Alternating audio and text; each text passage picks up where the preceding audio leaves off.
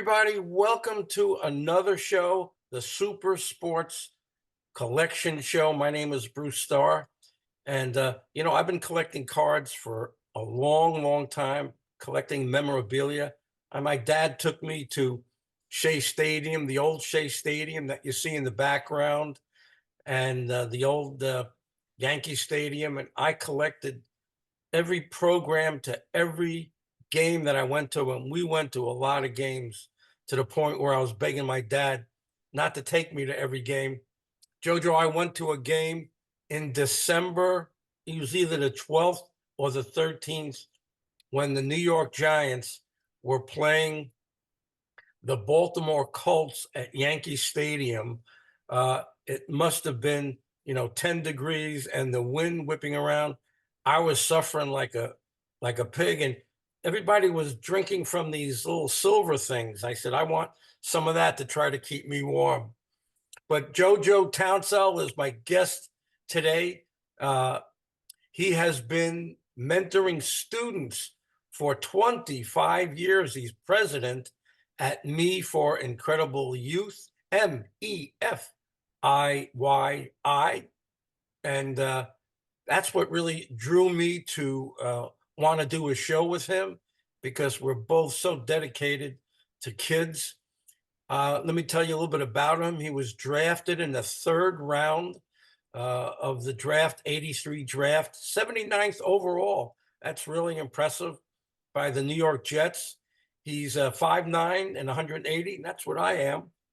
So that's interesting. Played 7 years of professional ball, and most notably with the New York Jets from July 85 to January 1992, 6 years, played with them. And again, he not only just played, wasn't just a player, he was named All NFL 89, 90 and All AFC 88, 89, and 90 as a kick return specialist. Now, it takes a certain kind of person to be a kick return specialist, and JoJo was absolutely one of the best. He was the 1989 Jet Team MVP, and he won in 1988 the NFL John Mackey Award.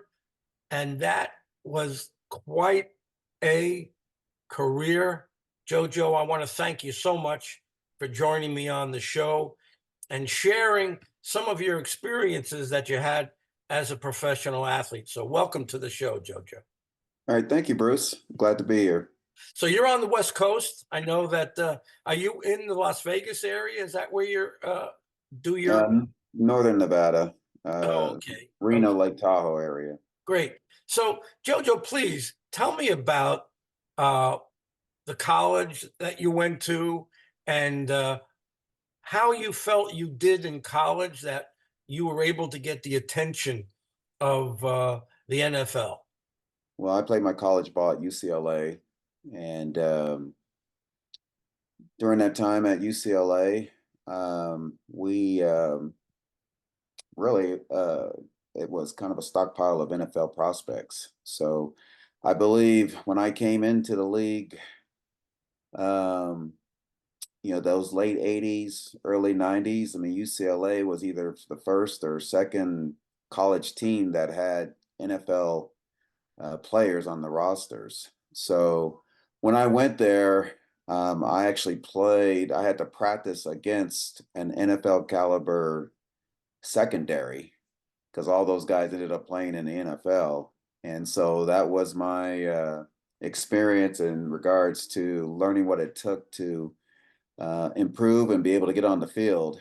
You had to prove that on a daily basis, and that was a tremendous challenge that I had, because you just never know how things are going to work out in those kind of situations. So, but it was just a great time to learn how to become a college football player. And then it was great to have guys that went into the league and they would come back and work out with us, and they basically gave you the confidence on whether or not you had the ability to be recognized enough to have a chance to play in the league.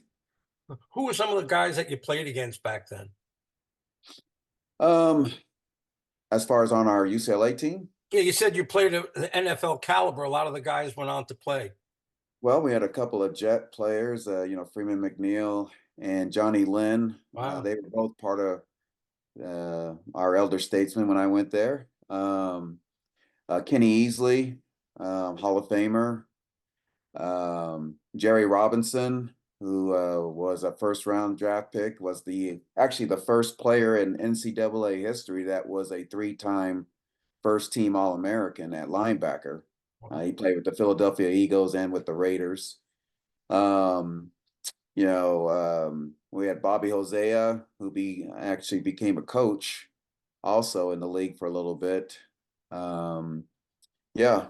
So yeah, it was a good round of talent around there, and yeah, so it was.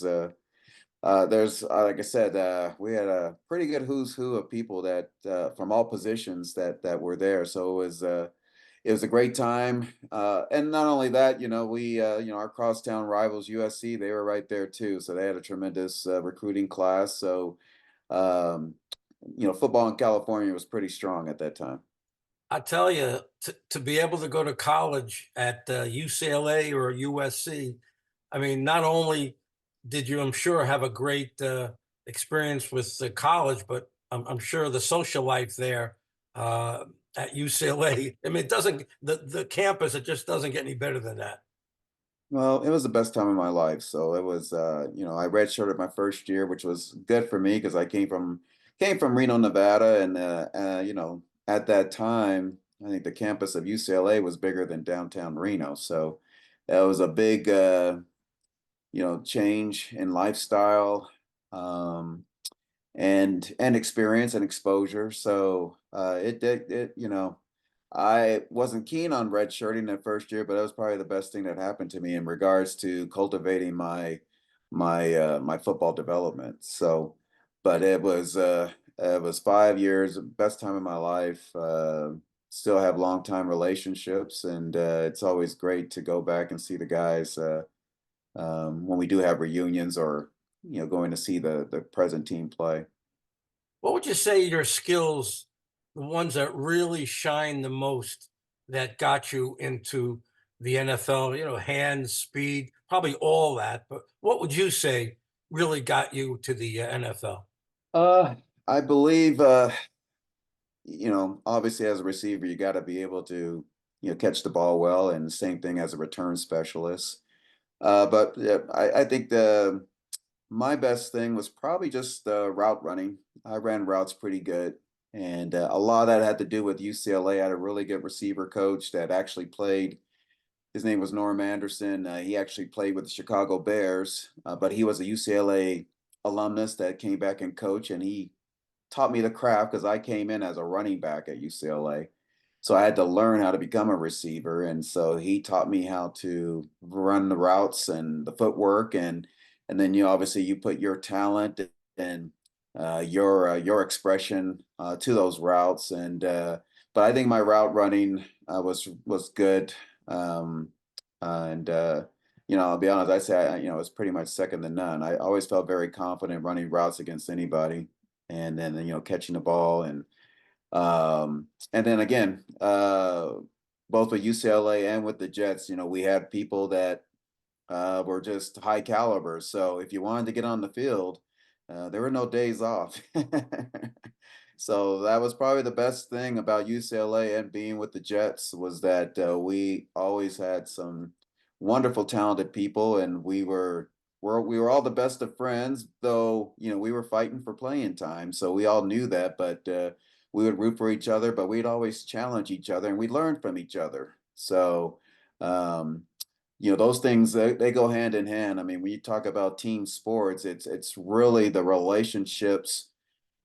Not, it's great to have relationships off the field, but the relationships you build while trying to cultivate your craft, I mean, that's what makes it worthwhile. And knowing that, like last year, for instance, at the Super Bowl, I spent time with Al Toon and Wesley Walker, and it's like, we just caught up like right where we left off, a few years back. So when you have those relationships, it's great to have it because that's just a sign of respect, the respect that they had, for you as a player and a person when we were together. I had on a two-time Super Bowl champ, two-time Defensive Player of the Year, Leonard Marshall, on the show a few weeks back, and he would tell me about the reunions that he'd have with uh, Lawrence Taylor and all those guys. And there's nothing stronger than that link that you have between you when you're on a field like that. Well, it's the best. I mean, that's why it's hard for guys to retire. Yeah, that's one I of mean, I mean, obviously there's a financial incentive, but still, I mean, you're asking to, you're putting your health on the line, but you're putting on the line with your brothers, and a lot of that has to do not with particularly your health, but just because the fulfillment that you get, trying to reach a goal with your brothers. So I did want to ask you about draft day, but maybe I'll save that because we started talking about, your health, and uh, you played, two of the most dangerous positions in all of football. You were a kick returner, punt returner, and a wide receiver. And maybe one of the most difficult times for you was, being open on the field and kind of so vulnerable.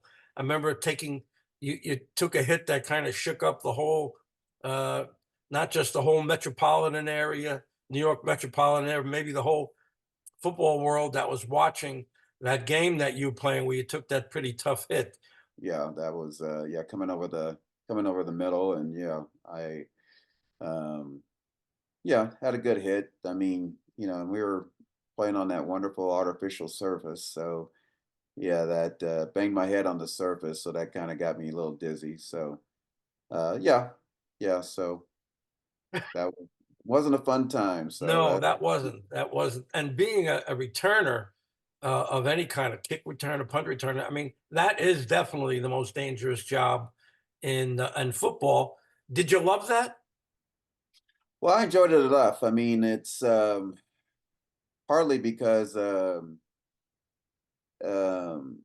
we had a really, really great coach, Larry Pasquale. I mean, I had a lot of faith in him, and what a lot of people don't know, there's a lot of strategy that goes with that, and Larry made us comfortable back there because everyone was accountable of their position and their importance on that play. That it was an important play, and I know Larry made special teams an important ingredient of our team approach. So I always felt very confident just because of the Jets. I mean, they used a lot of our best players to be on special teams. So our first team offense, first team defensive players, they were part of special teams. So we had strong people out on the field. But just the strategic and the planning just helped you make it comfortable. And then the second thing is that I mentioned before, I was there with Wesley and Al, and we had Kurt Sohn, Lamb Jones, so many great wide receivers. So the returning kind of became my way of just like when you thought about it, a receiver from an average, especially back then, it's not as pass happy as it is now, but Right. you know, a receiver would, a great day was getting 4 or 5 catches, you know. That's how I looked at the returns. If I get a chance to return 3, 4 times a game, I just kind of, approach the game that way. And so I was looking forward to having that opportunity. So I never had a conversation with a player about that before, so it's super interesting to me to hear your perspective on that. And because when you're watching TV now, it's like two freight trains. Two guys coming together. I don't know how everything doesn't go up in smoke on every play. To me, I'm amazed that guys come out of there. Imagine being able to train your mind with the same precision you train your body. The Awaken Mind headset offers personalized audio programs that can help enhance your concentration, reduce stress, and optimize recovery times. It's like having a personal mental coach available anytime you need to dial in your focus or unwind after an intense session. I believe that this tool can be a valuable addition to your training arsenal, giving you the mental sharpness and relaxation needed for those critical moments when games are won or lost. If you're interested in learning more about how this headset can be integrated into your routine for peak performance, contact me at the number below. I'd like to share more about how this technology can support your journey to the top. Wishing you continued success and looking forward to the possibility of contributing to your legacy as a professional athlete.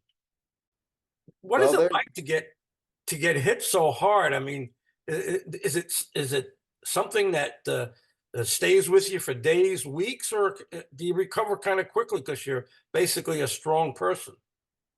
Well, I mean, that's why you do the training. That's why you do the fitness training, the weight training to absorb those type of things. I mean, I was just fortunate because I mean the guys that you have to ask the question are the linemen. You know, that the front seven on both sides of the ball. I mean, they're Crazy. they're going at it every play. So myself, you look at it that, my only thing is that I might have to block a guy 4 or 5 times a game, or I might, if I either return or I catch a ball, I might get tackled 3 or 4 times a game. So, you're talking maybe an average of 10 times or I'm actually having any contact. So, I never had an issue unless there's a couple of times that I did have mild concussions, but that wasn't to hits. They were more from my back of my head hitting the artificial turf.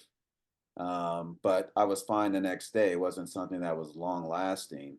So, and then, I always tell everybody my size helped out tremendously because the bottom line, number one, you got to be smart. And Yes. being smart is that, okay, I'm 5'9", 180. If I see someone, if I see Lawrence Taylor coming at me, we're not going to go one on one. You know what I'm saying? If I can't juke him, I'm going down. Did you play against him? Oh yeah, yeah, we were the same year era and everything. Yeah. So, they speak about him being like the best. Uh, uh, what was it like playing? I mean, you absolutely had to deal with linebackers from time to time. Uh, Tell me about playing against guys like that. Um. Well, I mean, the people that I had to, really be concerned with were more like people like a Ronnie Lott, Oh uh, yeah, Albert Lewis, Mike Haynes, yeah. Lester Haynes, guys like that. But still, there's times that we had to block. They'd ask us to crack down on the linebackers, like Lawrence Taylor or Andre Tippett and Mike Singletary, people like that. So you just did your job and just you hope that they didn't see you. I love that. Yeah, if they didn't see you, you can make the block pretty easy. So, but if there are times that they saw you, well, you just try to, uh, you know, um, trust your fundamentals. Just trust your fundamentals. And like I said, be smart about it. It's Yeah. like again, I'm gonna stay low. I'm not gonna go high on these guys. I'm gonna use my leverage, being low, and at least stop their legs from moving. If I can't get them on the ground, at least stop their legs from moving. And that's, between Johnny Hector and Freeman McNeil, that's all they ever needed. So. And all that good coaching, it sounds like you got some great coaching. I don't know if all players would say the same thing, and I don't know if all coaches are as good as the ones that you said you had. So it's great to get that good coaching. Yeah, it was all the way through. And yeah, it's just unfortunate that we weren't able to close the deal because we had a couple of really strong teams that should have made it to the big game, but things just didn't work out for us. So you talked about retiring. I always think about that for a couple of reasons. Because to go, you see this crowd behind you. There might have been 60,000 people behind me, 60,000 people in the stadium every single game, and they're rooting for you, hoping for you, and it's incredible to have that kind of attention. I got to tell you a quick story. I don't know if you ever paid any attention to professional wrestling, and I'll bring this up for a reason. There was a guy named George the Animal Steel. Do you ever hear George the Animal Steel? I don't believe so. I mean, I've heard Okay. of George. I don't know if it's that person, but No, not yeah. gorgeous George. There was a guy named Yeah, George okay, the yeah, Animal that's a Steel. yeah, Yeah, okay, and yeah, so no, I don't think so. this guy was he was a hairy, like he was just wild. And I had him on my show one day. He's passed on now, so that show was a real prize to me. And I said to him, uh, "What was it like going out and going out there in front of 20,000 screaming fans at Boston Garden or Madison Square Garden?" So he said to me, "Hold on for a second. Let me ask George." So he was telling me he he dealt with it having two different personalities, and so I could see that you have to have a certain kind of personality to play in front of all those people. But tell me about retiring now. How did that come about? Was it like I've had enough, or if you don't mind, let's talk about that a little bit. Well, I mean, sincerely, there was a time, let's see, the last year I played, I had an injury. Um, it was a minor injury, but it was an injury. It's like the first injury I ever had. It was the turf toe. That's what it's commonly called. I fractured my tibia bone up on my big toe, Mm, and at that time, Jets were going through a transition with coaching. Joe Walton got asked to leave, and then Bruce Kozlik came in, and so at that time, and then when I got injured, I was just starting my a family. My wife just had gotten pregnant, and I'd gotten 10 years in the league. I played 3 years in the USFL, yes. and then played the years with the Jets. So I just thought, wow, 10 years, that's a good run. I'm feeling really good, and it was. I felt I could go on. I just didn't know if I was there mentally enough, and that's when you can get hurt playing Yeah. football. Because if you're Right. not there mentally, you're really asking for it. So, and I just yeah, so I just kind of contemplated and said, this would be a good time to just call it a day and be blessed that I only had one major injury in my career, and it was.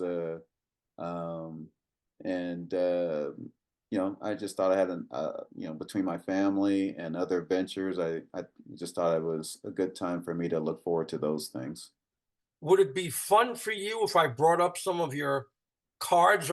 Um, well, I mean, it means something to me because I have cards. I got my cards that people either I don't know how I got them. A lot of times, people they mail things, and sometimes they say, "Hey, we sent you an extra card, so I'll keep them," and things like that. But yeah, I mean, I'll just say I'm proud of it. I'm proud of the memorabilia that I have. Game balls, and I have my uniforms and jerseys and helmets and stuff. So I love giving away the cards. It's what I do. I have a project called Cards for Kids, and I give away lots and lots of my cards. Would I be putting you on the spot if I asked you if I can send you some cards to sign that you could send back to me? Would that be okay? yeah, that's fine. Yeah, Okay, very good. yeah, I do it every week. Okay, great. So I would really like for you to talk about your Me for Incredible Youth. I know you're president of that organization. It's been doing it a long time. Tell me about that because I think it's great that you are still so active in helping kids and being a good masculine role model for kids. And that's what I try to do. I'm a teacher, and I go in there every day being the best masculine role model that I can be. Well, a lot of this I have to, thank my family. My grandparents were always active in the community and did a lot of wonderful things. in a lot of different capacities. My grandmother, she started the first food bank here in northern Nevada.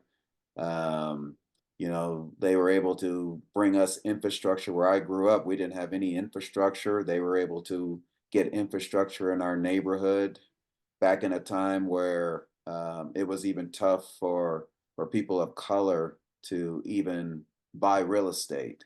So, but once they did, they fought hard to make sure that everything got contemporary as everywhere else in the city. So I had that growing up, and and then just naturally, I just knew that starting when I started receiving recognition in high school, as far as receiving attention from college scouts and things of that nature, I knew I wasn't a unique case. It was unique for our school, it was unique for our area at the time, but I knew the people that I grew up with, and I knew that they were just as talented. Now, for whatever reason, whether it was family or that they didn't value certain things like their education or what have you, things didn't work out for them or they didn't get that opportunity, and that just always bothered me because I enjoyed going to school. The only time I did not enjoy going to school was my senior year in high school because I kept seeing those talented people not giving themselves a chance. So basically starting when I went to UCLA, I just started coming back to the Dayton neighborhood and just letting them know that I'm not a unique case. I mean, you guys can all find success, whether it's in sports or any other industry. It's there for the taking if you give yourself a chance. So once once I stopped playing ball, it's like what we're gonna do.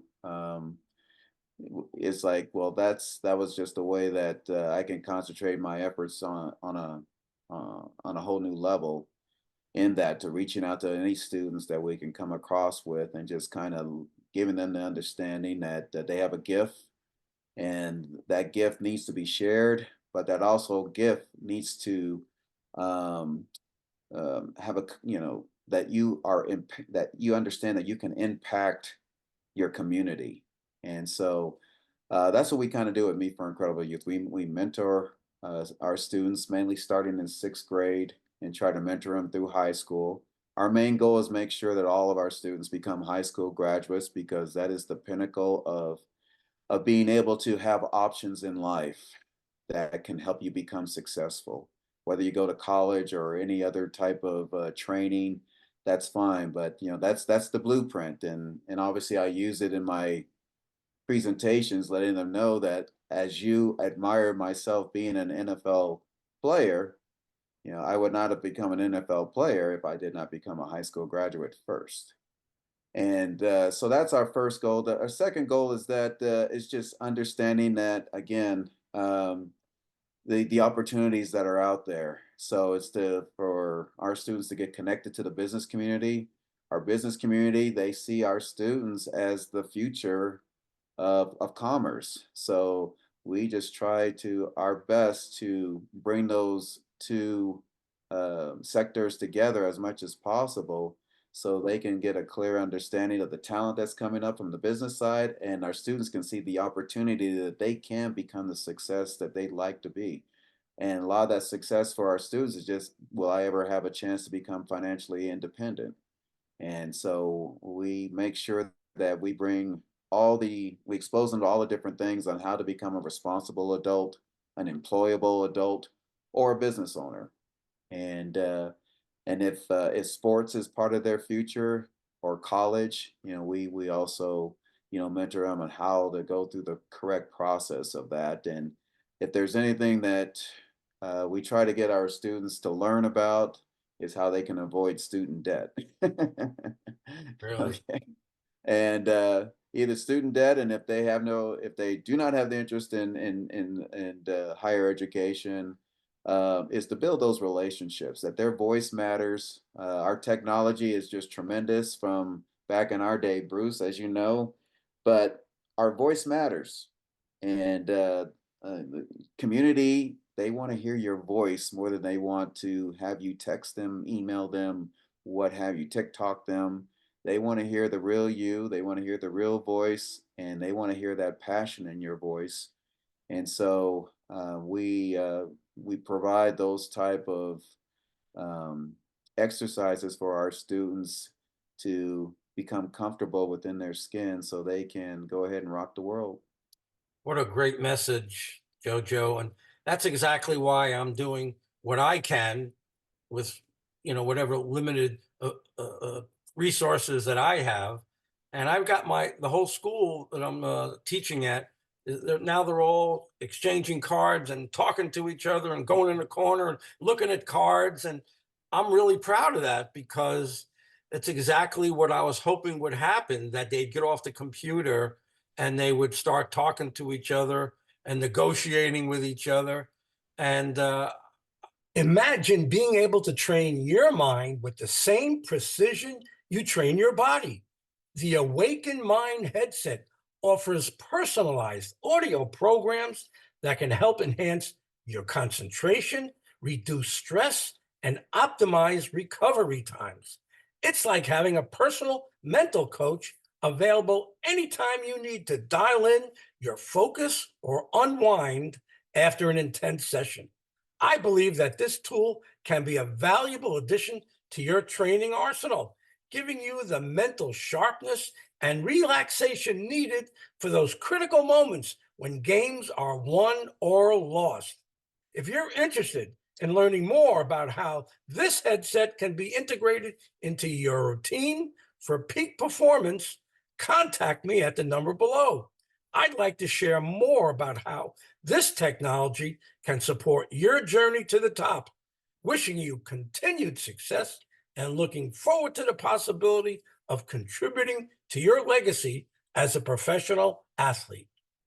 I'm really very happy, JoJo, that you decided to do the show with me because uh, I could not have heard a better message than the one that you put out here today.